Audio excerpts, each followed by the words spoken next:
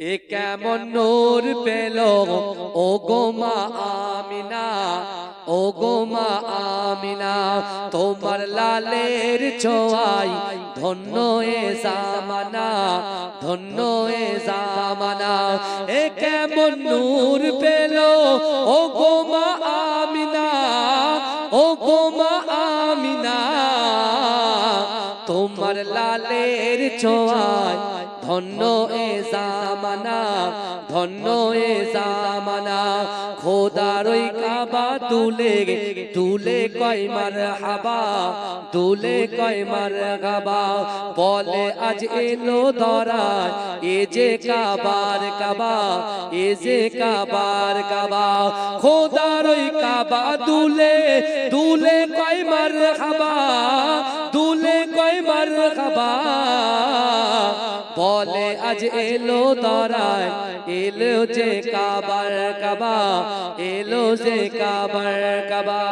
আল্লাহুম্মা সাল্লি আলা, তুমি মানলে মানো, তুমি মানলে মানো, না মানলে মন মানে না।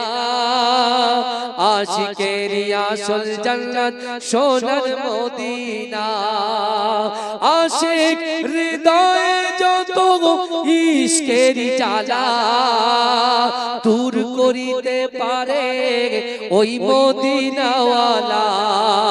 মদিনা মদিনা করে হয়ে যাই ফানা, আশিকেরি আসল জান্নাত সোনার মদিনা। তুমি মানলে মানো, তুমি মানলে মানো, না মানলে মন মানে না। আশিকেরি আসল জান্নাত সোনার মদিনা। এক সময় ছিল মদিনা অলক্ষণের ভূমি, নবীর ছোঁয়ায় হলো আরশের চেয়েও দামি। নবী যে আছেন শুয়ে জান্নাতেরই টুকরা বলে করলেন ঘোষণা, আশিকেরি আসল জান্নাত সোনার মদিনা। তুমি মানলে মানো, তুমি মানলে মানো, না মানলে মন মানে না। আশিকেরি আসল জান্নাত সোনার মদিনা। আল্লাহুম্মা সাল্লি আলা রব্বানা ইয়া রব্বানা, রব্বানা ইয়া রব্বানা, রব্বানা ইয়া রব্বানা, রব্বানা ইয়া রব্বানা। या इलाही रगे में कर लिख दे मेरे तकदीर में, या इलाही रगे में कर लिख दे मेरे तकदीर में। रोजाए खैरुल बशर लिख दे मेरे तकदीर में। रब्बाना या रब्बाना, रब्बाना या रब्बाना, रब्बाना या रब्बाना, रब्बाना या रब्बाना। জোরে বলুন না সুবহানাল্লাহ, জোরে বলা যাবে না সুবহানাল্লাহ, নারে তাকবীর। রব্বানা ইয়া রব্বানা, রব্বানা ইয়া রব্বানা, রব্বানা ইয়া রব্বানা, রব্বানা ইয়া রব্বানা, रब्बाना या रब्बाना। या इलाही रगे में कर लिख दे मेरे तकदीर में, या इलाही रगे में कर लिख दे मेरे तकदीर में। या इलाही रगे में कर लिख दे मेरे तकदीर में। रोजाए खैरुल बशर लिख दे मेरे तकदीर में। रब्बाना या रब्बाना, या रब्बाना या रब्बाना। जोरे बोलूं ना सुभान अल्लाह। नूर लेकर आया है सारे आलम, नजरे देखो कैसा नूर छाया है। अल्लाहुम्मा सल्ली अला, मोहब्बत उच्च आवाज একদম ঠিক আছে, সুন্দর সাউন্ড, কিচ্ছু করবেন না, গলা বসা আছে ঠান্ডার সময়, যত বাড়াবেন তত আমার ভালো হবে। अल्लाहुम्मा सल्ली अला,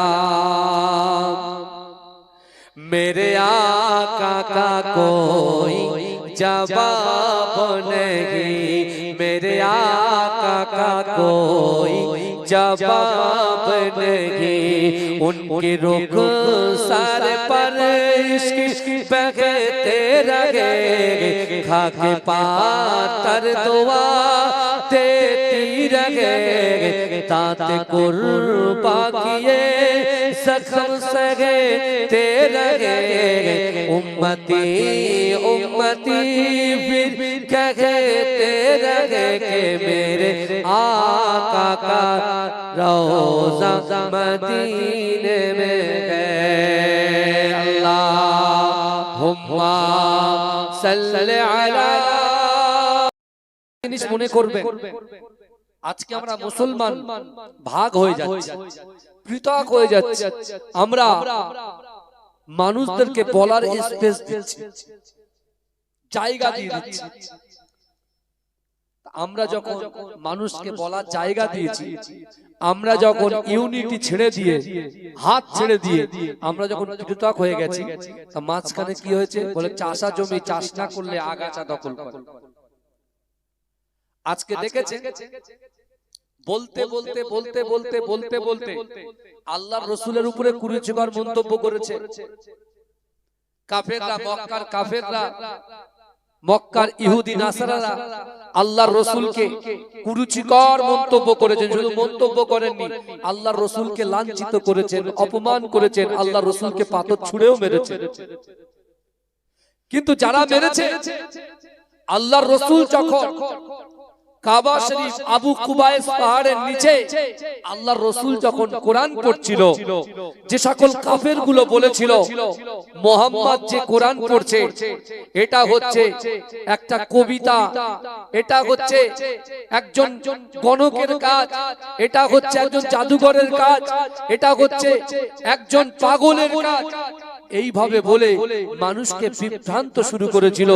বিভ্রান্ত যখন দিচ্ছিল আবু জেহেল, আবু লাহাব, উতবা, কিন্তু বিশ্বাস করুন আল্লাহর রাসূল যখন গভীর রজনীতে কোরআন তেলাওয়াত করছিল, আবার যে আবু জেহেল রাসূলুল্লাহর কোরআনের প্রতি, আল্লাহর কোরআনের প্রতি বিরোধী করছিল, আল্লাহর কোরআনের প্রতি যে মানুষের কাছে অপপ্রচার চালাচ্ছিল, সেই লুকিয়ে লুকিয়ে এসে কোরআন শ্রবণ করেছেন। জোরে বলুন না সুবহানাল্লাহ।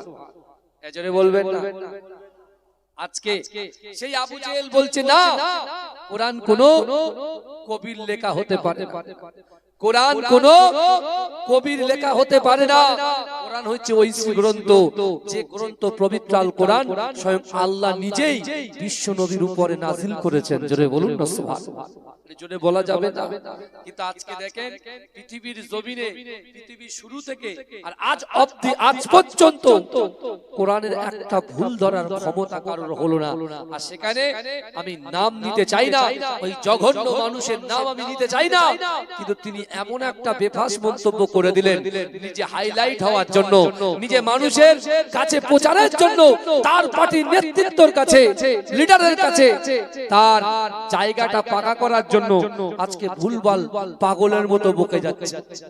কিন্তু আমার ভাইরা, সেই পবিত্র আল কোরআন কি বলেছে জানেন? সেই কোরআন বলছে যারা কোরআন বিরোধী কথা বলছে, আমাদের প্রফেট হযরত মুহাম্মদ মুস্তাফা সাল্লাল্লাহু আলাইহি ওয়াসাল্লাম সেই কোরআন দিয়ে আল্লাহ পাক আমার হাবিবুল্লাহকে বলেছে, হাবিব আপনি প্রচার করুন, মক্কার মানুষদেরকে বলে দেন আমি আল্লাহ সারা বিশ্বের মুসলমানদের নয়, সারা বিশ্বের জন্য বিশ্বের মানুষকে বার্তা দিয়ে দেন আমি আল্লাহ কোরআনে জানিয়ে দিচ্ছি, ও আম্মা সাইলা যদি কোন মানুষ, কোন ব্যক্তি, কোন সাইল যদি কোন মানুষের কাছে হাত পাতে, ওই হাতটাকে তোমরা ফেরত দিও না। জোরে বলুন না সুবহানাল্লাহ। কোরআনে কি শুধু বলা আছে যে মুসলমানরা হাত পাতলে তাদের হাতটা ভরিয়ে দেবে? এই কথা বলে তাদের হাতটা রেখে বাদবাকি সবার হাত ফিরিয়ে দেবে?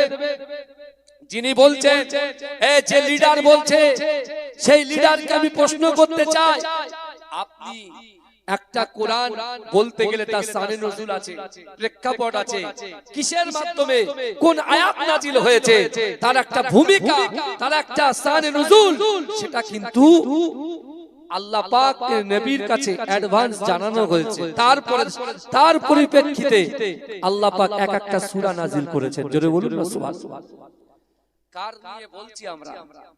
কার নিয়ে বলছি, কার নিয়ে আলোচনা করছি, কিন্তু আমার ভাইরা আজকে আমি আপনাদেরকে বলে যাই, বিশ্বাস করুন যারা বাড়িতে আছেন, একদিন না একদিন এই পৃথিবী ছেড়ে আমাকে আপনাকে যেতে হবে কি হবে না, কথা বলে। এ দুনিয়াতে আসা সিরিয়াল আছে, যাওয়ার কি কোনো সিরিয়াল আছে, কথা বলে।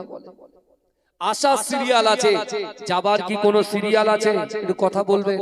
আল্লাহর কোরআন বলছে, বান্দা ইজা জা আজালুহুম লা ইস্তাখিরুনা সাতাও ওয়া লা ইস্তাকদিমুন, মৃত্যু যখন আসবে এক সেকেন্ড লেট করা হবে না, এক সেকেন্ড দেরি করাও হবে না।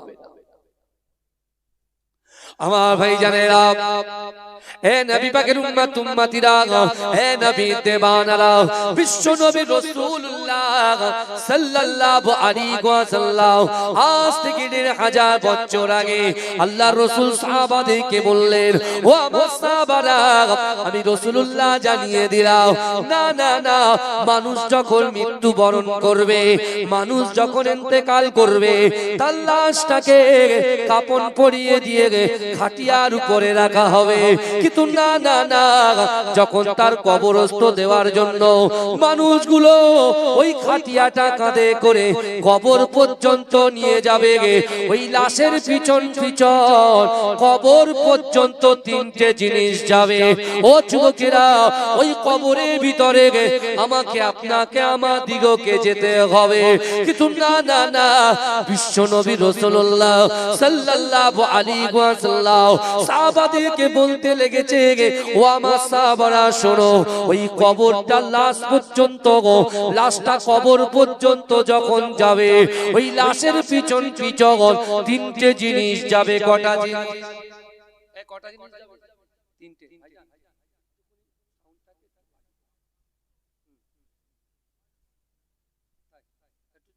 কষ্ট না হয়, একটুকুনি বাড়িয়ে দাঁড়িয়ে টোনটা একটু হালকা করে বাড়িয়ে। আমার ভাই সাহেব এসেছেন, বুঝলেন, একটু বসান, ড্রাইভার সাহেব আমার নিজের ভাইকে একটু বসান, ঘোরাবেন না ভাই, ঠান্ডার সময় এমনি শরীর অসুস্থ, জোর করে নিয়ে এসেছি। ওরে তাকবীর দেন, নারে তাকবীর, আরে জোরে দেন না, নারে তাকবীর।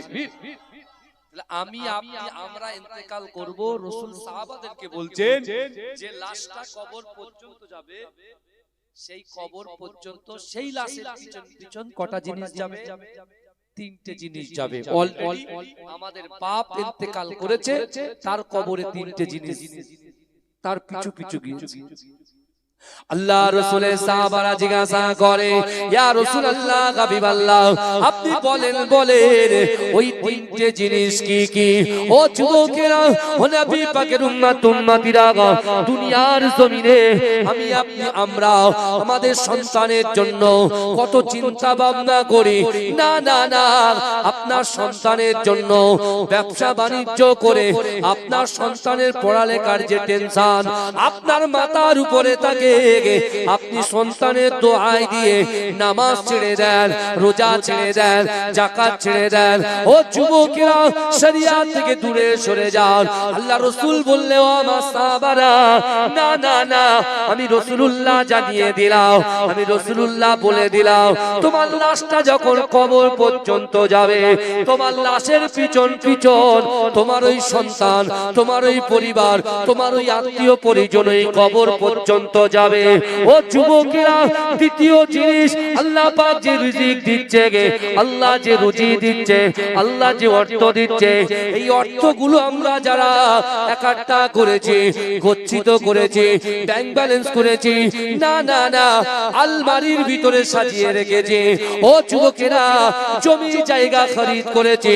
আল্লাহ রাসূল বললেন, আমার সাহাবারা, দ্বিতীয় নম্বর, এই সম্পত্তিগুলো, অর্থের ভান্ডারগুলো তোমার লাশের পিছন পিছন কবর পর্যন্ত চলে যাবে। ও যুবকেরা, ও নবী পাকের উম্মত উম্মতিরা, বিশ্ব নবী রাসূলুল্লাহ সাল্লাল্লাহু আলাইহি ওয়াসাল্লাম বললেন, ও বাবা সাহাবারা, মিনহা খলাকনাকুম ওয়া ফিহা নুঈদুকুম ওয়া মিনহা নুখরিজুকুম তারাতান উখরা, বলে তিন মুঠো মাটি যখন তোমার বুকে চাপা দেওয়া হবে, না না না, এ যুবকেরা, তোমার কবরটা হয়ে যাবে যাবে অন্ধকার ঘর, তোমার কবরটা হয়ে যাবে সাপ বিচ্ছুর ঘর, তোমার কবরটা হয়ে যাবে পোকামাকড়ের ঘর। না না না, তোমার যে সন্তানের জন্য তুমি নামাজ পড়তে পারলে না, শরিয়াতটা ঠিকঠাক ভাবে পালন করতে পারলে না, ওই অন্ধকার কবরে তোমার সন্তান তোমাকে একা রেখে নিজের বাড়িতে চলে আসবে। না না না, দ্বিতীয় নম্বর, যে সম্পত্তির জন্য সারাদিন দোকান খুলে রেখেছ, কানে আজান দেয়, আজানের ধ্বনি আসে, কিন্তু নামাজটাকে তোমরা আদায় করো না, রোজা রাখো না, পিতামাতাকে মুহাব্বত করো না। না না না, ওই সম্পত্তির আশায় তুমি যে সম্পত্তিগুলো একাত্তা করেছিলে, ব্যাংক ব্যালেন্স করেছিলে, ওই অন্ধকার কবরে সাপ বিচ্ছুর কবরে তোমার সম্পত্তি তোমাকে একা রেখে বাড়ি চলে আসবে, তোমার সন্তানের পিছন পিছন বাড়ি চলে আসবে। কিন্তু এই যুবকেরা, আজকে জালসার জমিনে আমি আপনি আমরা যারা এই জান্নাতের বাগানে বসে ওয়ায়ুসাব্বিহুনাকা ওয়ায়ুহাম্মিদুনাকা ওয়ায়ুকাব্বিরুনাকা, যারা সুবহানাল্লাহ বলছে, যারা আলহামদুলিল্লাহ বলছে, যারা আল্লাহু আকবার বলে দেখবে দিচ্ছে, এই যুবকেরা যারা নামাজ আদায় করে, রোজা করে, যাকাত দেয়, দান খায়রাত করে, এই সকল কর্মগুলোকে আল্লাহ পাক আমলে পরিণত করে দেয়। ওই কবরের ভিতরে তুমি সন্তানকে ডাকবে, সন্তান তোমার ডাকে সাড়া দেবে না, অর্থ সম্পত্তি তোমার ডাকে সাড়া দেবে না। না না না, তোমার কবরটা হয়ে যাবে অন্ধকার ঘর, তোমার কবরটা হয়ে যাবে সাপ বিচ্ছুর ঘর। এ যুবকেরা, আজকে জান্নাতের বাগানে বসার জন্য আল্লাহ পাক যে আমলটাকে দেবে, এই আমলটাকে আপনার ওই অন্ধকার কবরে আল্লাহ পাক যখন পাঠিয়ে দেবে, আপনার অন্ধকার কবরটা এই আমলের ওসিলায় ওই কবরটা আলোয় আলোকিত হয়ে যাবে। এজন্য বলুন না, চিৎকার দিয়ে বলেন না সুবহানাল্লাহ, নারে তাকবীর। ভালো করে বোঝেন, গোড়ার কথা বলছি, আগার কথা এখন শুরু করি। কারণ বাড়ি যখন হয় আগে ভিত দিতে হয়, ঠিক না? ভিত না দিলে কি হয় বলেন তো? পড়ে যায়। এই দেখতে পাচ্ছেন না, যা বাজে বাজে কমেন্ট করছে কোরআন নিয়ে, হ্যাঁ, ওরা কিচ্ছু জানে না, কিচ্ছু জানে না, বুঝতে পেরেছেন? কিন্তু ভাইজান, মুসলমান কিন্তু কাউকে ভয় পায় না এক আল্লাহ ছাড়া। কথা ঠিক না ভুল? কারণ ওই কোরআনে, ওই কোরআন পাকের ভিতরে আল্লাহ স্পষ্ট ভাষায় জানিয়ে দিয়েছেন, বান্দা, ইয়া আইয়ুহাল্লাযীনা আমানুত্তাকুল্লাহ ওয়া কুনু মা'আস সাদিকিন। আল্লাহর কোরআন বলছে, হে আমার বিশ্বাসী ঈমানদার বান্দারা, ওয়াত্তাকুল্লাহ, আমি আল্লাহ আমাকে ভয় করো, ওয়া কুনু মা'আস সাদিকিন, সত্যবাদীদের সঙ্গে থাকো। জোরে বলুন, জোরে বলবেন না? ভাইজান, আপনি চিন্তা করেন, আমার আপনার কবরে কটা জিনিস গেল? তিনটের মধ্যে দুটো চলে আসলো ফেলে, ছেলেও ফেলে চলে আসলো, আত্মীয় পরিজন ফেলে চলে আসলো, যাদেরকে আমরা আপ্যায়ন করছি ঘরে। দেখেন, আত্মীয়তা বজায় রাখা রাসূলুল্লাহর সুন্নাত, আমি মানছি 100% সুন্নাত। মানুষকে মেহমানদারি করা এটাও সুন্নাত। কিন্তু আজকে দিনে এই জলসাতে আপনারা দীর্ঘ 1 বছর 365 দিনে 1 বছর 364 দিন পরে একটু 2 ঘন্টা রাসূলুল্লাহর মহব্বতে আল্লাহর ভয় অন্তরে নিয়ে নিয়ত করে যদি এসে বসে যান, আল্লাহ এই বসার জন্য আল্লাহ আপনার তাকদীর পরিবর্তন করে দিতে পারে। কি বাবাজি ঠিক বলছি তো? অনেকেই মনে করে জলসায় গিয়ে কি লাভ হবে, কিচ্ছু তো পাবো না। কারণ এখন কিছু ইউটিউব মুফতি উঠেছে, ওরা আবার ফতোয়া দিচ্ছে এসব জলসা করা নাকি বেদাত। এরা বলছে কবর জিয়ারত বেদাত। আমার বাপ ইন্তেকাল করেছে, আমার মা ইন্তেকাল করেছে, আমি সেই নিজের বাপ মায়ের কবরের পাশে গিয়ে একটু জিয়ারত করব, বলছে সেটাও নাকি বেদাত। আজকে কিছু কথা হয়ে যাক, তাহলে আপনি চিন্তা করে বিশ্বনবী রাসূলুল্লাহ এই কবরের কথা বলতে যে আল্লাহর রাসূল সাহাবাদের মাঝখানে একটা সূরা আল্লাহর রাসূল একটা আয়াত তেলাওয়াত করলেন বিসমিল্লাহির রহমানির রহিম ফালা তাকুল্লাহুমা উফফি ওয়ালা তানহারহুমা ওয়া কুল্লাহুমা কওলান কারীমা।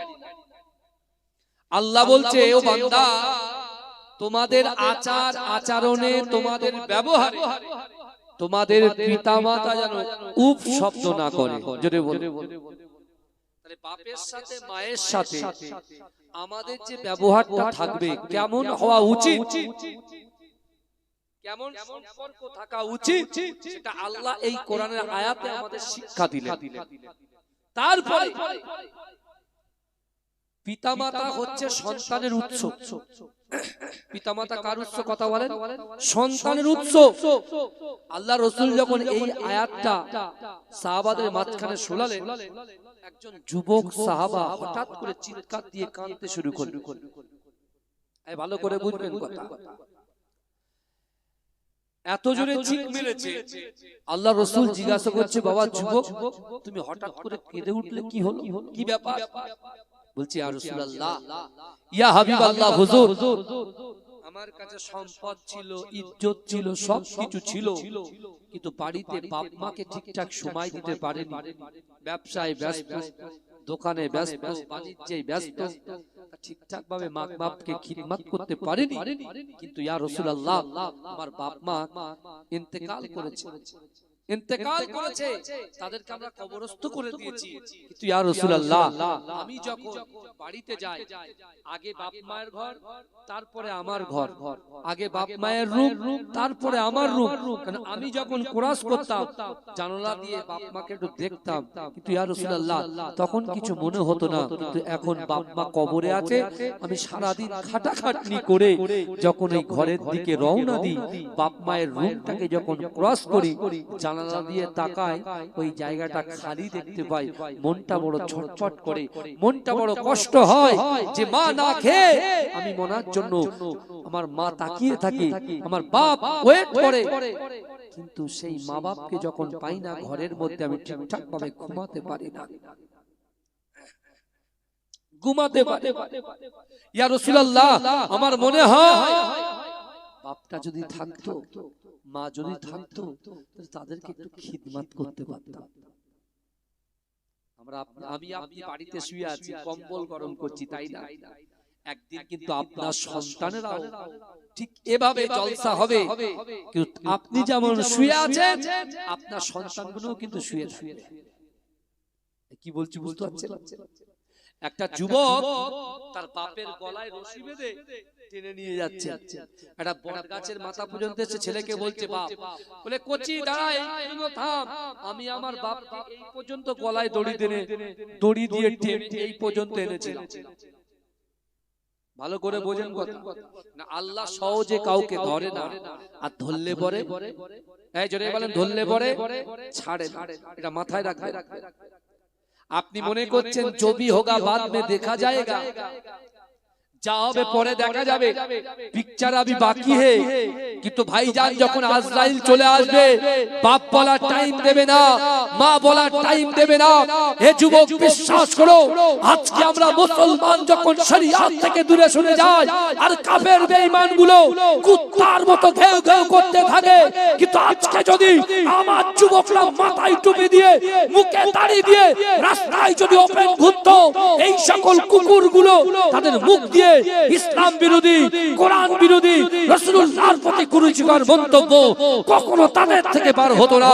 কারণ এখন বর্তমান সময়ে কে মুসলমান আর কে গায়ের কম আমরা লেবাস থেকে বুঝতে পারি না। কথা ঠিক না ভুল? কথা বলে কথা বলে। আজকে দেখুন না, আপনি যান আরব কান্ট্রিতে যান, ছেলেরা সব বড় বড় জুব্বা পরে, বড় বড় পুলিশ অফিসার বুঝলেন, যারা আপনার এয়ারপোর্টে ডিউটি করছে তারা কিন্তু জুব্বা পরেই ঘোরে। ভালো করে, কিন্তু আমার আজকে অবস্থা দেখুন, এরা মুখে বলে আল্লাহকে ভয় করি, কিন্তু মুখে অন্তরে বলে আল্লাহকে ভয় করি, অথচ অন্তরে ভয় নয়, এরা মুখে ভয় করে। তাই তো আল্লাহ পাক এক একটা জালিম বাদশাকে পাঠাচ্ছে আমার আপনাকে সাইজ করার জন্য। এখনো ফিরে আসে, এখনো ফিরে আসে ওই কবরে ঢুকতে হবে। এখন আপনি কম্বল খুঁজছেন, কিন্তু ওই কবরে মাত্র একটু বেড়া, আপনার 3-4টে বাঁশ দিয়ে তোমার বুকের উপরে মাটি চাপা দেওয়া হবে। তখন ওই কবরে তোমাকে একা থাকতে হবে। আর ওই কবরে শান্তি পেতে গেলে, ওই কবরে বাঁচতে গেলে দুটো জিনিস নিয়ে কবরে ঢুকতে হবে। একটা হচ্ছে ঈমান, আর দ্বিতীয় হচ্ছে আমল। জোরে বলুন না সুবহানাল্লাহ। কিতে যুবকেরা, আল্লাহ পাক সবথেকে বড় নিয়ামতের জিনিস যেটা আমাদেরকে দিয়েছেন সেটা হলো ঈমান। জোরে বলুন না সুবহানাল্লাহ। কবরে দুটো জিনিস যাবে তো, ঈমান যাবে, আমল যাবে। ঈমান যাবে, আমল যাবে। কিতে যুবক, তার ভিতরে একটা আল্লাহ অলরেডি আমাদেরকে কি দিয়েছেন? কথা বলে, গিফট করে দিয়েছেন। জোরে বলবেন। মায়ের পেট থেকে পড়েই আজান শুনেছি, একামতের ধ্বনি শুনেছি। বাপ আস্তে আস্তে যখন বড় হয়েছে, হাত ধরে মসজিদে জুম্মার নামাজে গিয়েছি, নামাজ পড়েছি, ঈমানের স্বাদ পেয়ে গেছি। কিন্তু ঈমানটাকে যে মাজা ঘষা করতে হবে, ঈমানটাকে তো মাজা ঘষা করতে হবে। আপনি হাড়িতে রোজ তো ভাত খান, 3 বেলা, ব্রেকফাস্ট, লাঞ্চ, ডিনার, 3 দিন 3 বেলা খাওয়া হয়। তাহলে 3 বেলা খাওয়াই, যখন আপনার ওয়াইফ বা মা রান্না বান্না করে, সেটাকে মাজা ঘষা করে তারপর তাকের উপরে তুলে রাখে তো। কথা বলে, এই কথা বলে। আর যদি এইভাবে কন্টিনিউ চলে 30 বছর, ও হাড়িতে আর কিছু পাওয়া যাবে? এই কথা বলে। তাহলে আল্লাহ আমাদেরকে ঈমান দিয়েছে। আমরা কেউ 15 বছর 12 বছর বয়স থেকে নামাজ ফরজ, ভালো করে বোঝেন। যদি নামাজ না পড়ে, মারতে মারতে অভিভাবকদের আল্লাহর রাসূল ডাইরেক্ট বলছেন যে 7 বছর বয়স থেকে নিজের সন্তানের হাত ধরে মসজিদে নিয়ে যাবে। 12 বছর বয়স নামাজ তার উপরে ফরজ, নামাজ না পড়ে পিটিয়ে পিটিয়ে নামাজ পড়াবে। এই শুনছেন? তাহলে আপনি চিন্তা করুন, আপনি আপনার জিন্দেগি থেকে 12 বছরের পর থেকে আজ 30 বছর এক ওয়াক্ত মানে শুধু জুম্মার দিনে যায়, সবার সেজে যায় আর সবার আগে পালায়। এই কথা ঠিক না ভুল? এখানকার ছেলেরা খুব ভালো, এরা ওসব দিকে করে না। একেবারে 12টার দিকে আজান দেয়, ঠিক মসজিদের ফার্স্ট কাতারে চলে যায়। আল্লাহ কবুল করুন, আল্লাহুম্মা আমিন। কিন্তু আমার বাবাজিরা একটু ভালো করে লক্ষ্য করে দেখুন, আল্লাহ আপনার ঈমান গিফট করলো, আল্লাহ আপনার ঈমানের ঘরে পাঠালো, ঈমান দিল, কিন্তু সেই ঈমানটাকে আমরা মাজা ঘষা করতে পারছি না। কারণ ইবলিস আমাদেরকে আকৃষ্ট করে ফেলেছে, ইবলিস আমাদেরকে গ্রাস করে ফেলেছে। কেমন ভাবে? ইবলিস শয়তান না, মানুষকে মাঝখানে আপনাকে এত সুন্দর করে প্যাকিং করে, আপনি সাঁতার জানেন না, এই শুনছেন, সাঁতার জানেন না, কিন্তু আপনাকে এত সুন্দর করে প্যাকিং করে পুকুরে নামিয়ে দেবে, এত সুন্দর করে বলতে বলতে বলতে বলতে একদম মিডিলে নিয়ে যাবে। আর মিডিলে নিয়ে আপনি মনে করছেন যে আমার বন্ধু আছে তো, আমার বন্ধু আছে তো, আমি যাই না, আমার বন্ধু আছে তো, মাঝখানে গিয়ে আপনার হাতটা ছেড়ে দিয়ে আউট হয়ে যাবে, অদৃশ্য হয়ে যাবে, আপনি ডুবে কিন্তু মাঝখান থেকে আর কিনারা আসতে পারবেন না। এটা হচ্ছে ইবলিসের কাজ। যদি বলেন কেন, শুনবেন আপনারা, শুনবেন। আমার ভাগে যে কটা ব্যক্তি এখানে বসে আছেন, শেষ পর্যন্ত থাকবেন না উঠে চলে যাবেন? কথা বলেন, থাকবেন তো ইনশাআল্লাহ? বলেন ইনশাআল্লাহ। বলেন, দরুদ শরীফ পড়েন, আল্লাহুম্মা।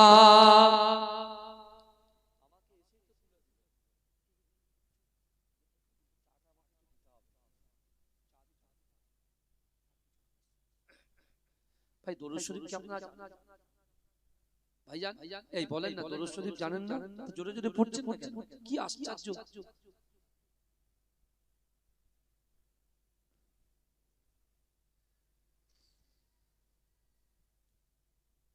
ইয়া নবী মুহাম্মদ, ইয়া রাসূল মুহাম্মদ, তুমি মোর সাফায়াত, তুমি মোর সাফায়াত, তুমি মোর সাফায়াত, তুমি মোর সাফায়াত। পেলে দিদার একটিবার তোমাকে খোদার কসম, কলিজা খুন দিয়ে তখন ধোয়াবো তোমার কদম।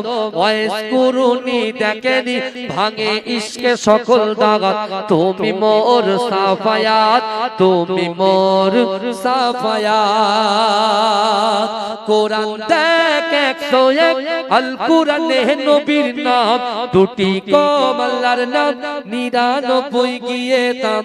কুসুম বিগিন দেখো ডিম, এর পাবে না কোনো সাগাত। তুমি মোর সাফায়াত, তুমি মোর সাফায়াত, তুমি মোর সাফায়াত, তুমি মোর সাফায়াত। আল্লাহুম্মা, জোরে জোরে আল্লাহুম্মা।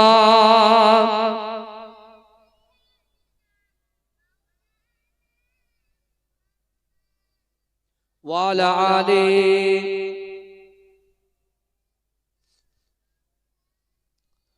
আমার বাবাজিরা ভাইরা, তাহলে ইবলিস শয়তান হাত ধরে ট্রেনের কিনারায় দিবে, কিনারা থেকে টেনে মিডিলে দেবে, ওখান থেকে অদৃশ্য হয়ে যাবে। আমার ভাই জানেরা, হে নবী পাকের উম্মত উম্মতিরা, হে নবী দেওয়ানরা, বিশ্ব নবী রাসূলুল্লাহ সাল্লাল্লাহু আলাইহি ওয়াসাল্লামের মুহাব্বতে সাহাবা হযরতে বিলাল রাদিয়াল্লাহু তাআলা আনহু না না না কাবা শরীফটা তওয়াফ করছেন। লাব্বাইক আল্লাহুম্মা লাব্বাইক, লাব্বাইক লা শারীকা লাক লাব্বাইক, ইন্নাল হামদা ওয়ান নি'মাতা লাকা ওয়াল মুলক লা শারীকা লাক, লব্বাইক আল্লাহুম্মা লব্বাইক, লব্বাইক লা শারীকা লাক লব্বাইক, ইন্নাল হামদা ওয়ান নি'মাতা লাকা ওয়াল মুলক লা শারীকা লাক। হে যুবকেরা, হে নবী পাকের উম্মত উম্মতিরা, আল্লাহর রাসূলের মুহাব্বতে সাহাবা হযরত বিলাল হুজুর যখন কাবা শরীফটা তওয়াফ করে গে, হে যুবকেরা, আগেকার কাফেরেরা তারা কাবা শরীফটা তওয়াফ করত, ইহুদিরা কাবা শরীফ তওয়াফ করত, আবু জেহেল কাবা শরীফ তওয়াফ করত, আবু লাহাব কাবা শরীফটা তওয়াফ করত। না না না, যেদিন বিলাল হুজুর কাবা শরীফ তওয়াফ করে, আবু জেহেলও কাবা শরীফ তওয়াফ করতে যে বিলাল হুজুরের সামনাসামনি যেই না পড়ে যায়, আবু জেহেল বিলালকে বলছে, এ বিলাল দাঁড়িয়ে যা। বিলাল হুজুর দাঁড়িয়ে গেল, আবু জেহেল বিলালকে বলতে লাগলেন, এ বিলাল শোনো শোনো, কোন গোলামদের জন্য কাবা শরীফে নয়, কোন দাসদের জন্য কাবা শরীফে নয়, কোন গরিবদের জন্য কাবা শরীফে নয়, না না না, কাবা শরীফটা হলো সম্ভ্রান্ত পরিবারের জন্য, নেতার জন্য, অর্থ ধনী যাদের আছে, পয়সা আছে, অর্থ আছে, সম্পদ আছে, তাদের জন্য কাবা শরীফ। না না না, এ বিলাল তুমি শোনো, তুমি উমাইয়ার দাস, তুমি উমাইয়ার গোলাম। না না না, আমি আবু জেহেল তোমাকে কড়া ভাষায় জানিয়ে দিলাম, আগামী থেকে যদি এই কাবা বাইতুল্লাহ শরীফে তুমি তওয়াফ করতে আসো, তাহলে আমি আবু জেহেল তোমাকে হত্যা করে দেব, তোমাকে কতল করে দেব। হে যুবকেরা, বিশ্ব নবী রাসূলুল্লাহর মুহাব্বতে সাহাবা হযরত বিলাল হুজুর যখন আল্লাহর রাসূলের মুহাব্বতে সাহাবা বিলাল হুজুরকে যখন এই কথা বললেন, হে যুবকেরা, আমার দয়ার নবী রাসূলুল্লাহ আবু কুবাইস পাহাড়ের নিচে গিয়ে আল্লাহর রাসূল যখন কোরআন পড়ছিলেন, এই কথাটা আমার রাসূলুল্লাহর কর্ণ গড়ে যায়। আমার রাসূলুল্লাহ এই কথা শুনে হাত উত্তোলন করে আল্লাহর কাছে বলছে, আল্লাহ পাক আমি রাসূলুল্লাহকে সবর দেন, আমার সাহাবা বিলালকেও আপনি সবর দেন। জোরে বলুন, জোরে হবে না ভাই? এখন আল্লাহর রাসূল কেন সবরের দোয়া করলেন? কেন শুরু ইসলামে মুসলমানদের, আমরা যেন কোটি কোটি উম্মত, আল্লাহর রাসূলের উম্মত সীমিত ছিল, সীমিত কয়েকজন। ওই জন্য রাসূলুল্লাহ আল্লাহকে বলছেন, আল্লাহ আমাদেরকে সবর দেন। বিলাল হুজুরের এই কষ্টে আল্লাহর রাসূল এত ব্যথা পেলেন, আবু জেহেল যে বিলালকে প্রকাশ্যে হুমকি দিয়ে বলতেন তোমাকে কতল করব, আল্লাহর রাসূল খুব ব্যথা পেলেন, কারণ বিলাল খুব কষ্ট করে, মেহনত করে, মার খেয়েও, অপমানিত হয়েও, ক্ষুধার্ত থেকেও সে রাসূলুল্লাহর হাতকে ছাড়েনি, তার জীবনের থেকে রাসূলকে মহব্বত করেছে। জোরে বলুন, জোরে বলবেন না?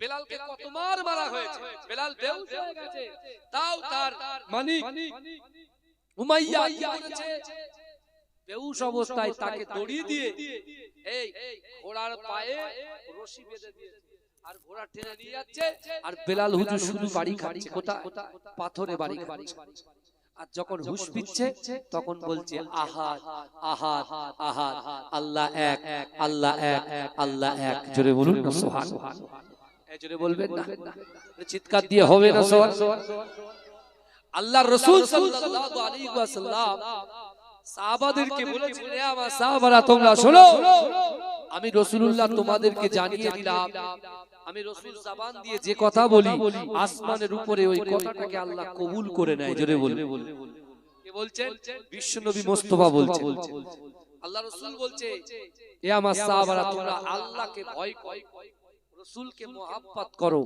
আর তোমাদের যদি কিছু চাওয়া থাকে আশা থাকে আকাঙ্ক্ষা থাকে উদ্দেশ্য থাকে নামাজের পার্টিতে আল্লাহর সঙ্গে শেয়ার করো আল্লাহকে তোমার মনের কথা অন্তরের কথা ইচ্ছার কথা আকাঙ্ক্ষার কথা আল্লাহর সঙ্গে প্রকাশ করো জোরে বলুন তোমরা যদি সত্যিকারে আল্লাহকে ভয় করো রাসূলকে মুহাব্বত করো নামাজের পাটিটাকে আঁকড়ে ধরো তোমার দ্বারাই আমার দ্বারাই আমাদের দ্বারাই যেটা অসম্ভব এই অসম্ভবকে আল্লাহ সম্ভব করে দেবে জোরে বলুন রাসূল যখন এই কথা বলেছিলেন এই কথা চলে গেছেন মদিনায় মদিনায় যাওয়ার পরে আল্লাহর রাসূলের একজন মুহাব্বতের সাহাবা দিন আনে দিন খায় নুন আনতে পান্তা ফুরায় যার নাম হযরতে উবাদা রাদিয়াল্লাহু তাআলা আনহু তিনি আল্লাহর নামাজের পাটিতে বসে আল্লাহকে বলছে আল্লাহ আমি যেন রাসূলুল্লাহ সাক্ষাৎ করতে পারি আল্লাহ আমার তো অর্থ নাই সম্পদ নাই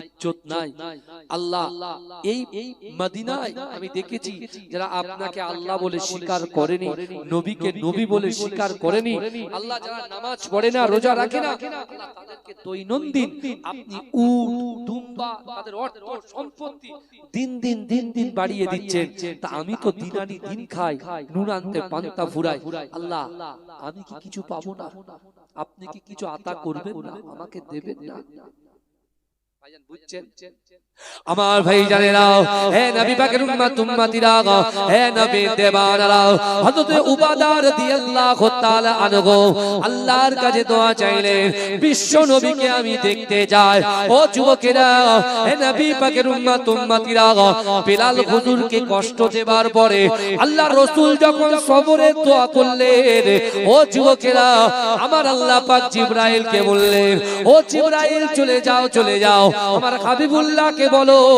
আমার হাবিবুল্লাহ জানো মক্কা ছেড়ে মদিনায় চলে যায় ও যুবকেরা আমার দয়ার নবী সোনার নবী মক্কা ছেড়ে মদিনায় চলে গিয়েছিলেন কিন্তু না না না আমি আপনার পীরের আওলাদ জানিয়ে দিলাম বিশ্ব নবী রাসূলুল্লাহ সাল্লাল্লাহু আলাইহি ওয়াসাল্লাম মক্কা জমিন থেকে যখন মদিনায় যাবে আমার রাসূল একবার বলেছিল আমি মদিনায় যাব না আমার আল্লাহ পাক বলেন আমার হাবিব হে আমার দোস্ত না না না আপনি রাজি হয়ে যান মক্কা থেকে মদিনায় যাওয়াটা পুরোপুরি যাওয়া হবে না মক্কা থেকে মদিনায় যাওয়াটা আপনার জন্য টেম্পোরারি যাওয়া হবে কিন্তু আমার হাবিবুল্লাহ না না না না না মক্কাতে আপনি 13টা বছর দিন প্রচার করেছেন ওই 13টা বছর দিন প্রচার করতে যে মক্কার কাফেররা একটা দিনের জন্য আপনাকে ভালো করে ঘুমাতে দেয়নি না না না আমি আল্লাহ আপনার কাছে কথা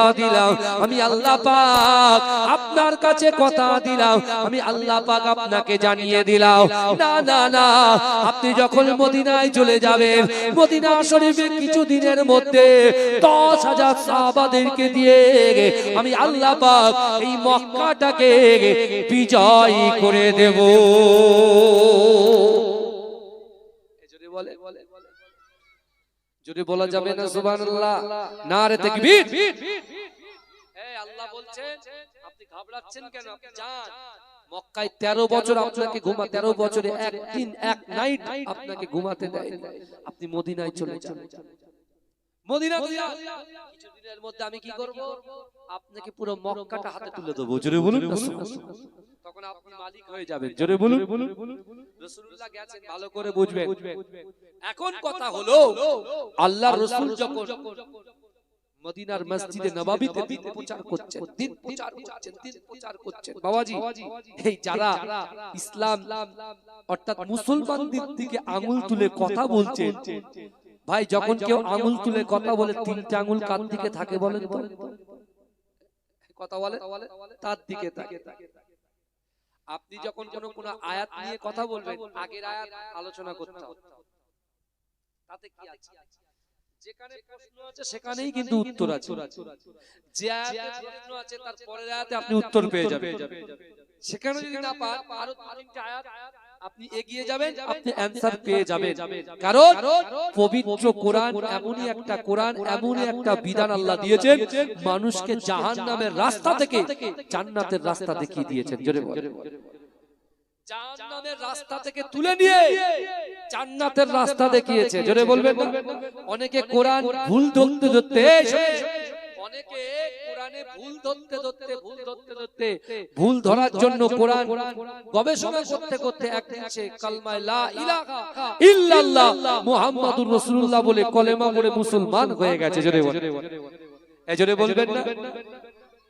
আমার ভাইরা ভালো করে রিডিং করতে পারে না, সে আবার কোরআনের বিরুদ্ধে কথা বলে। ছি ছি, শরম লাগে। আরে ইসলাম আমার রাসূলুল্লাহ কখনো জোর জবরদস্তি ভাবে তরোয়ালের ভয় দেখিয়ে মানুষকে ভয় দিয়ে আমার রাসূল কখনো কোন মানুষকে ইসলামের ভিতরে দাখিল করেননি। জোরে বলবেন না সুবহানাল্লাহ? আপনি তার নমুনা দেখেন। রাসূল যখন আবু আইয়ুব আনসারী হুজুরের বাড়িতে রাসূল যখন কদম রাখলেন মক্কা থেকে মদিনায়, ওয়াজ বুঝবেন সারাক্ষণ পুরো শেষ পর্যন্ত থাকবেন তো বুঝবেন, আর যদি মাঝখানে আছেন কিছু বুঝতে পারবেন। কিন্তু আমার বাবাজি ভালো করে বোঝে, একজন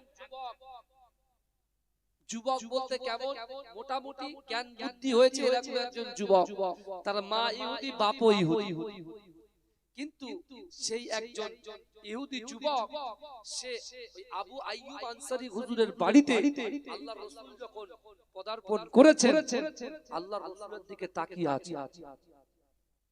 রাসূল যখন আবু আইয়ুব আনসারী হুজুরের বাড়িতে থাকেন, ওই যুবকটা যেখানেই থাকুক না কেন একটা টাইমে রাসূলের জায়গায় বসে থাকবেন আর ওই পিছন থেকে রাসূলুল্লাহর দিকে তাকিয়ে থাকে। রাসূল কিছুদিন ফলো করছেন কিন্তু যুবকটাকে কিছু বলছেন। এই শুনছেন আপনারা? রাসূলুল্লাহ সাল্লাল্লাহু আলাইহি ওয়াসাল্লাম কিছুদিন লক্ষ্য করার পরে একদিন রাসূল স্থির করেছেন যুবকটাকে ডাকবেন, কিন্তু রাসূলুল্লাহ ডাকার আগে যুবকটা রাসূলুল্লাহকে ইশারা করে ডাকলেন। জোরে বলুন। এই জোরে বলবেন। আমাদের ভিতরে অহংকার, অহমিকা, রিয়া, তাকাব্বুরি, আমিত্ব, দেখানদারি প্রচুর ঢুকে গেছে, প্রচুর ঢুকে গেছে। আল্লাহর রাসূলের থেকে শিক্ষা নেন। একটা ইহুদি বালক, বাচ্চা বালক, একটা ইহুদি বালক সে রাসূলকে ইশারা করে ডেকেছে। আল্লাহর রাসূলকে একবার ডেকেছেন, রাসূলুল্লাহ নিজের স্থান পরিবর্তন করে ওই যুবকের কাছে হাজিরা দিয়েছেন। জোরে বলুন। জোরে বলবেন। আর এখন একটা মাত্র সদস্যকে ডাকবেন, বলে তুই এখানে, তুই এখানে আয়, তোর যা ইচ্ছা আছে বল। আমি কিন্তু দেখেন কাউকে ঠকাতে, কাউকে আমি কষ্ট দিতে আসিনি, আমার রাসূলুল্লাহর চরিত্রটাকে বোঝাতে চাইছি। কিন্তু আমার ভাইরা রাসূলুল্লাহ যে এসেছেন, রাসূলুল্লাহ থেকে রাসূলুল্লাহ লম্বা, বেশ লম্বা, আর ওই যুবকটা তো খাটো। তা আল্লাহর রাসূলকে মুখের দিকে তাকিয়ে ইশারা করে বলছেন যে আপনার কানটা আমার ঠোঁটের কাছে লাগা। রাসূলুল্লাহ নিজের কানটাকে যুবকটা কি বলছে? আমি একটা কোরআনে আয়াত পড়েছি, কিন্তু যুবক কিন্তু মুসলমান নয়, ইহুদি ঘরানার ছেলে। ভালো করে বোঝেন, মা ইহুদি বাপ ইহুদি। বুঝছেন আপনারা? এখন যুবকটা বলছে শুনেন, যেদিন থেকে আপনি মক্কা থেকে মদিনায় এসেছেন ওই দিন থেকে যেদিন আমি আপনাকে দেখেছি, আমার মা ইহুদি বাপ ইহুদি, আমিও নিজে ইহুদি বালক, কিন্তু সেদিন থেকে আমার মা বাপের থেকে আমার নিজের থেকে আমি আপনাকে বেশি ভালোবেসে ফেলেছি। জোরে বলতো। কিন্তু হ্যাঁ, ছেলেটা বলছে, কিন্তু হ্যাঁ আমি কিন্তু আমার মা বাপকে কষ্ট দিতে পারবো না। রাসূল বলে তাই নাকি? বলে জি হ্যাঁ, আমি আমার মা বাপকে কষ্ট দেব না, অর্থাৎ আমি আপনার কাছে আপনার খিদমত করব, আপনার ওজুর পানিটা আমি নিজে হাতে করে আপনার হাতে তুলে দেব। ওযু বানানোর পরে আপনি যে মুছবেন মুখগুলো, তার যে তাওয়াল বা গামছা যা কিছু আছে আমি আপনার হাতে তুলে দেব। আমি আপনাকে খিদমত করব, কিন্তু আমি কিন্তু আপনার হাতে হাত দিয়ে কলেমা পড়ব না। যদি আমি কলেমা পড়ি লা ইলাহা ইল্লাল্লাহ মুহাম্মাদুর রাসূলুল্লাহ, তাহলে আমার মা বাপ কিন্তু কষ্ট পাবে, কারণ আমার মা বাবা আছে ইহুদি। এই শুনছেন, আল্লাহর রাসূলের ক্যারেক্টার দেখেন, চরিত্র দেখেন। আমার রাসূল কিন্তু এই কথা বলেন, এই যা বেরিয়ে যা, এরকম কথা আমার রাসূল বলেন না, তুই আগে কলেমা পড়বি তারপর আমার সাথে তো সম্পর্ক হবে। রাসূল এটাও বলেন। বাবা আসিফ, কথাগুলো ভালো করে শোন, বুঝতে পারছেন না?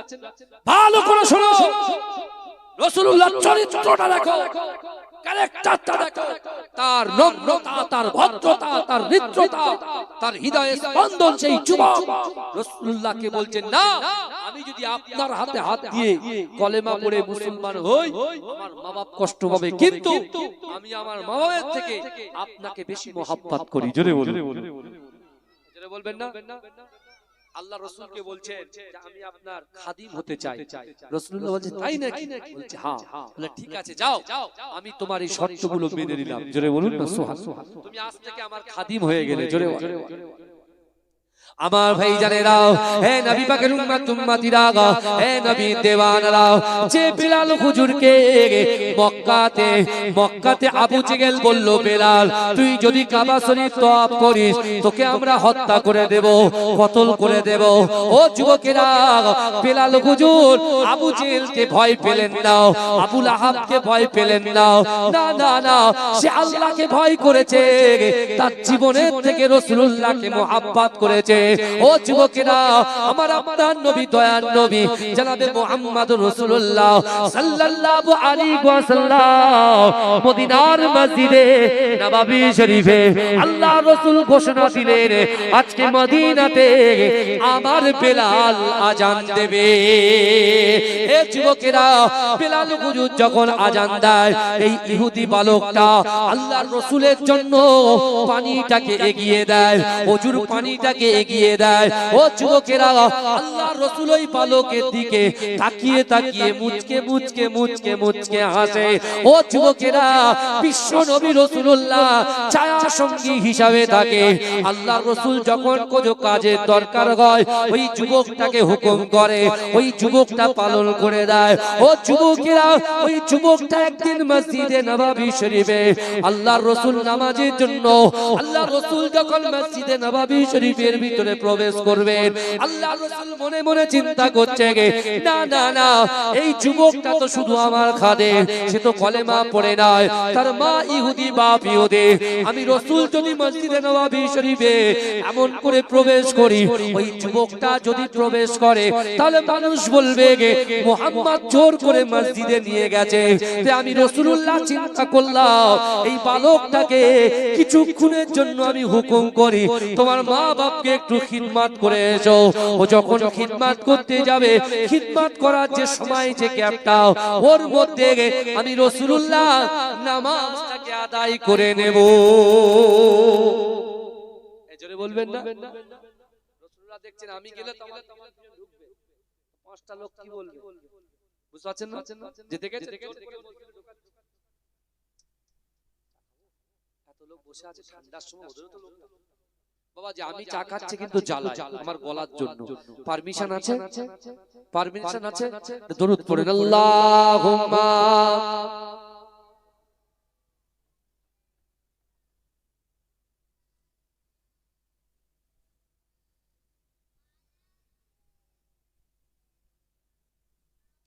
আমার বাবাজিরা কি মনে করছে, এই পুরো ঈদগাহ ময়দান, ঈদগাহ ময়দান কিন্তু ভর্তি আছে ভাই, হাসছেন কেন?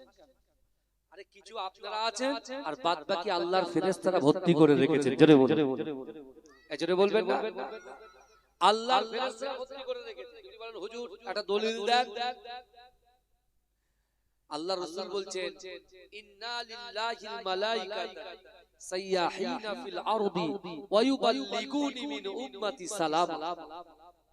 আল্লাহর রাসূল বলছে, আমার সাহাবারা, দুনিয়ার জমিনে আল্লাহর কিছু ফেরেশতারা যাদেরকে সাইয়াইন বলা হয়, ওই ফেরেশতারা এই জান্নাতের বাগানে বিচরণ করে।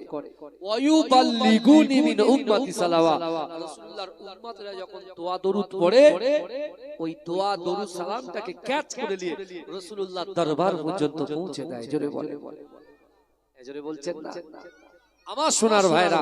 ভালো করে বলে। আল্লাহ রাসূল ওই যুবককে বলছে, বাবা যুবক যাও, আমি এখন মসজিদে নামাজ পড়ব, আমার সাহাবাদেরকে দিয়ে একটু কোরআন হাদিসের কথা আলোচনা করব, তুমি বরঞ্চ তোমার পিতামাতাকে একটু খিদমত করো, যাও। ওই যুবকটা তখন বলছে, না, আমার বাড়িতে যেতে ভালো লাগে না, মা বাপকে খিদমত করতে ভালো লাগে না, আমি আপনার খিদমত করব। জোরে বলেন, জোরে বলেন না ভাই। আল্লাহ রাসূল বলছে, তোমাকে দাঁড়িয়ে থাকতে হবে। যুবকটার চোখটা ছলছল করছে, পানি ছলছল বলছে, আপনি চলে যাবেন তো কি হয়েছে, আপনার জুতো মোবারক তো মসজিদে নববীর বাইরে আছে, আপনি যখন নামাজে দাঁড়াবেন আমি আপনার জুতো মোবারক আমার বুকে নিয়ে হা করে দেখব, এই জুতো মোবারককে খিদমত করব। জোরে বলুন, এই জোরে বলবেন না? আল্লাহ রাসূল খুশি খুশি ওই যুবকটা জুতো নিয়ে রাসূলুল্লাহ জুতো মোবারক নিয়ে দাঁড়িয়ে আছে। একজন ইহুদি ভালো,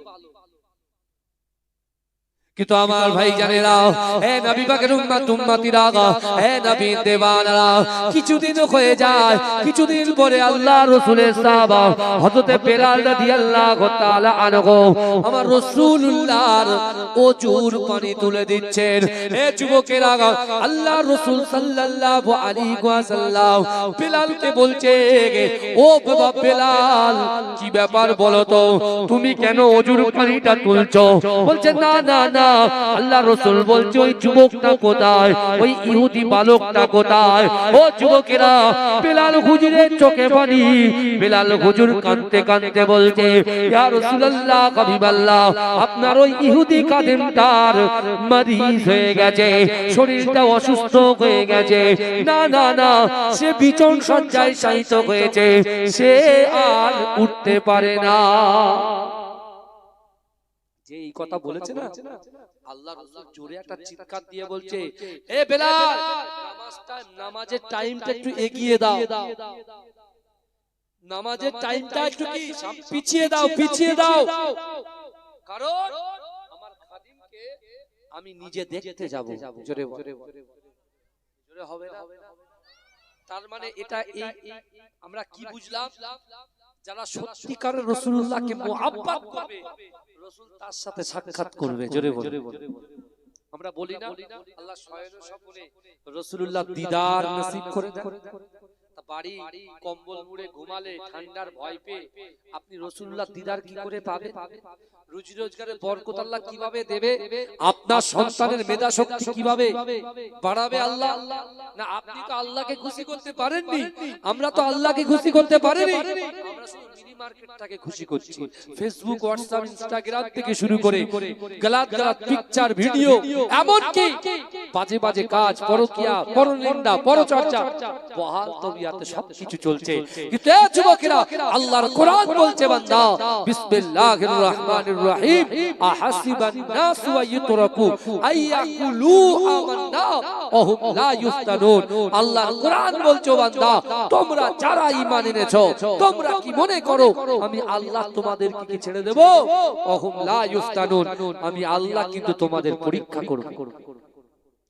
আল্লাহ অর্থ দিয়ে পরীক্ষা করবে, আল্লাহ সম্পদ দিয়ে পরীক্ষা করবে, আল্লাহ ইজ্জত দিয়ে পরীক্ষা করবে, আল্লাহ ভয় দিয়ে পরীক্ষা করবে। এ যুবকেরা, বিশ্বাস করো, পৃথিবীর জমিনে মুসলমানদের সঙ্গে যারাই যুদ্ধ করতে এসেছে তারাই কিন্তু পরাস্ত হয়েছে, আর মুসলমান কিন্তু বিজয় হয়েছে। জোরে বলুন না সুবহানাল্লাহ। ক্ষমতা দিয়েছে কে? আল্লাহ। এই টোটাল পৃথিবীটাকে, টোটাল বিশ্বটাকে, টোটাল কান্ট্রিটাকে আমার আল্লাহ সৃষ্টি করেছে। আজকে সেই আল্লাহকে যদি ভয় করতে পারি, আজকে যদি সেই আল্লাহর হাবিবকে নিজের অন্তরের থেকে, জীবনের থেকে বেশি মুহাব্বত করতে পারি, আর আমাদের চাওয়া পাওয়া, ইচ্ছা আকাঙ্ক্ষা, উদ্দেশ্যগুলো নামাজের পার্টিতে যদি আল্লাহর সঙ্গে শেয়ার করতে পারি, দুনিয়ার কোন শক্তি মুসলমানদেরকে পরাস্ত করতে পারবে না ইনশাআল্লাহ। তাই তো নাকি কথা বল, এই কথা বল, কথা ঠিক। এই কথার ভিতরে কোনো গালাত আছে নাকি? বলবেন দাঁড়িয়ে, কোনো অসুবিধা নেই। আপনার পীরের আওলাদ এসেছে, আপনি আমার ভাই, আর আমি স্পষ্ট কথা বলতে ভালোবাসি, কোনো ব্যাপার না। আপনি চিন্তা করুন, আজকে আলোচনার ভিতরে বহু কিছু ঢুকেছে, কিন্তু আপনাদের মোটিভ, আপনারা যে ভাবে বসে আছে তার উপরেই কিন্তু সবকিছু আলোচনা সাপেক্ষে আসবে। কিন্তু আমার ভাইরা একটুখানি বোঝার চেষ্টা করুন, আল্লাহ রাসূল সাল্লাল্লাহু আলাইহি ওয়াসাল্লাম ওই ইহুদি বালক ওই যুবকের বাড়ি গেলেন, তার মা ইহুদি, বাপ ইহুদি। রাসূলুল্লাহ যখন ঘরের দরজায় ঠক ঠক করে আওয়াজ করলেন, তার বাপ খুলে দিলেন। তার বাপ রাসূলকে দেখে ফিদা হয়ে গেলেন। জোরে বলুন, জোরে বলবেন। আল্লাহ রাসূল সাল্লাল্লাহু আলাইহি ওয়াসাল্লামকে আঙ্গুল ইশারা করে দেখিয়ে দিলেন যে আমার বাচ্চাটা ওই দিকে আছে, আপনার খাদিম, আমার ছেলেটা ওই ছুঁয়ে আছে। আল্লাহ রাসূল গেলেন, ভালো করে বোঝেন, আল্লাহ গিয়ে নিজের হাত মোবারকটা ওই বাচ্চাটার কপালে দিলেন। যেই দিলেন আল্লাহ রাসূল তাড়াতাড়ি হাতটাকে টেনে নিলেন, হাতটাকে কপালে দিলেন, সাথে সাথে হাতটাকে তুলে নিলেন। আল্লাহর রাসূলের সাহাবা বিলাল হুজুর জিজ্ঞাসা করছে, ইয়া রাসূলুল্লাহ, আপনি কপালে হাতটা দিলেন আর হাতটা তুলে নিলেন কেন? রাসূলুল্লাহ বলছে, বাবা বিলাল, মৃত্যুর ফেরেশতা অলরেডি সে আগমন করেছে, তার রূহটা অলরেডি কবজ করবে, সেরকম একটা জায়গায় হাত ছবে তার দিকে রেখেছে। আল্লাহ রাসূল সাল্লাল্লাহু আলাইহি ওয়াসাল্লামের দিকে ওই যুবকটা ঝরঝর করে কাঁদছে, ঝরঝর করে কাঁদছে। আল্লাহ রাসূলও কাঁদছেন, যুবকটা বলছে, ইয়া রাসূলুল্লাহ, ইয়া হাবিবাল্লাহ, হুজুর, আমি কিন্তু আমার জীবনের থেকে আপনাকে বেশি ভালোবাসি, এখনো বলছি, জোরে বলুন। কিন্তু আল্লাহ রাসূল বলছে, যুবক তুমি কাঁদছো? যুবক বলছে, ইয়া রাসূলুল্লাহ, আপনি আমার সামনে কাঁদবেন না, কারণ আপনার চোখের পানি আমি সহ্য করতে পারবো না। আল্লাহ রাসূল বলছে, আমি কেন কাঁদছি তুমি জানো? বলছে, কেন বলুন? বলে, তুমি তো একটা বালক ছেলে, আমি তো তোমার কাছে কোনোদিন কোনো বিষয়ে জোর জবরদস্তি করেছি? বলি, ইয়া রাসূলুল্লাহ, না, আপনি বরঞ্চ আমাকে ফরমাজ খুব কম করেছেন, আমার কাজ আপনি নিজে করে দিয়েছেন। জোরে বলুন না সুবহানাল্লাহ। আপনি কখনো আমাকে কোনো জোর জবরদস্তি, কোনো কষ্ট দেন। আল্লাহ রাসূল বলছে, আমি এজন্য কাঁদছি, তোমার সাথে সম্পর্কটা আমার দুনিয়াতে থাকবে, পরকালে অর্থাৎ আখিরাতে আর থাকবে না। বলে, কেন?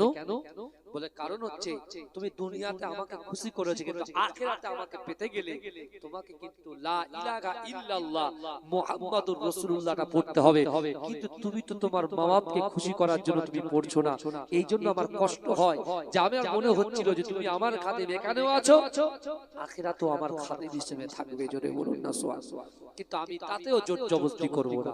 ওই যুবক ছেলেটা তার বাপের দিকে তাকাচ্ছে, এই যে ইমোশনাল যে কথাবার্তাগুলো শুনে তার বাপ বলছে, তুই আমার দিকে তাকাচ্ছিস কেন? তুমি আমার কথা শুনুনি, তোমার মায়ের কথা শুনুনি, তোমার বাপের কথা শুনুনি, মোহাম্মদ মুস্তাফাকে গোলাম হয়েছো, খাদিম হয়েছো, আমার দিকে তাকাচ্ছ কেন? তোমার যা ইচ্ছা তুমি সেটা করো, আমি বলবো না যে না তুমি কলেমা পড়বে। আমার যুবকেরা, হে নবী পাকের উম্মতিরা, হে নবী দেওয়ানারা, আমার রাসূলুল্লাহ ঝরঝর করে কাঁদে। ও যুবকেরা, ওই বালকটাও কাঁদে, তার বাপের দিকে তাকিয়ে থাকে, বাপও কাঁদে, সাহাবারাও কাঁদে। ও যুবকেরা, আল্লাহর রাসূল বলছে, যুবক তুমি জাহান্নামে আছো, তুমি যদি জান্নাত পেতে চাও তাহলে তোমার নিয়ত পরিবর্তন করতে হবে। ও যুবকেরা, হে নবী পাকের উম্মতিরা, ওই যুবকটা কাঁদতে কাঁদতে আল্লাহর রাসূলকে বললেন, ইয়া রাসূলুল্লাহ, হাবিবাল্লাহ, না না না, আপনি আমার কোনো জোর জবরদস্তি করলেন না, আমি আপনার মুহাব্বতে, আপনার ভালোবাসায় আমি নিজে থেকেই কলেমা পড়লাম, লা ইলাহা ইল্লাল্লাহ মুহাম্মাদুর রাসূলুল্লাহ। ও যুবকেরা, আল্লাহর রাসূল কাঁদতে কাঁদতে সাহাবাদেরকে বলছেন, ও আমার সাহাবারা, আমি রাসূলুল্লাহ তোমাদেরকে জানিয়ে দিলাম, আমার খাদেমটা জাহান্নামে ছিল, তাকে জাহান্নাম থেকে বার করে জান্নাতে প্রবেশ করিয়ে দিলাম। জোরে বলবেন না? জোরে বলা যাবে না সুবহানাল্লাহ। সেই রাসূলের উম্মত, রাসূলুল্লাহর কালেমা বলেছে, আল্লাহ লা ইলাহা ইল্লাল্লাহ মুহাম্মাদুর রাসূলুল্লাহ যেই বলেছে, আজরাইল জানটা কবজ করে নিয়েছে। জোরে বলবেন না সুবহানাল্লাহ। আর রাসূল সাহাবাদেরকে বলছে ছেলেটা ছিল জাহান্নামী, এখন হয়েছে জান্নাতি। জোরে বলেন।